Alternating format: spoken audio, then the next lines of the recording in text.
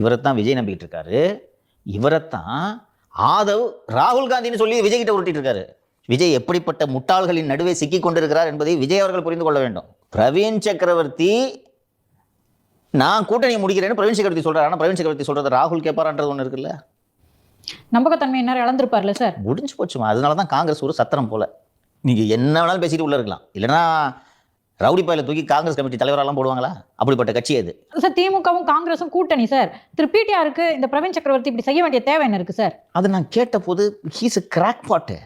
அது என்னன்னா அடுத்த 24 தேர்தலில் கூட்டணி அமைச்சரவை ஏற்படுமா?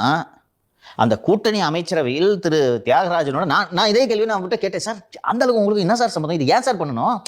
இதை பண்ணிட்டான் எதுக்கு சார் ரிலீஸ் பண்ணணும் என்று கேட்டபோது அவர் ஒரு தேதி சொன்னார். என்னால் கடைசி வரைக்கும் இன்னைக்கு வரைக்கும் அதோட அந்த லாஜிக் எனக்கு புரியல. 24 கூட்டணி அமைச்சரவை ஏற்படும். யூபிஏ கவர்மெண்ட் மாதிரி கவர்மெண்ட் ஏற்படுமா? அப்போது யார் நிதியமைச்சர் என்று ஆலோசிக்கப்படும் போது பிடிஆர் நிதியமைச்சர் ஆகிடுவாரான். ஆனால் பிடிஆருக்கு பதிலாக இவன் தான் நிதியமைச்சராக தகுதியான நபரான். அதனால இப்படி ஒரு இது பண்ணி பிடிஆரை காலி பண்ணி விட்டோம்னா நாம நிதியமைச்சர் ஆயிடலான்ட்டு பிரவீன் சக்கரவர்த்தி ஒரு எண்ணமா. எவ்வளோ அறிவு பாருங்களேன் உனக்கு.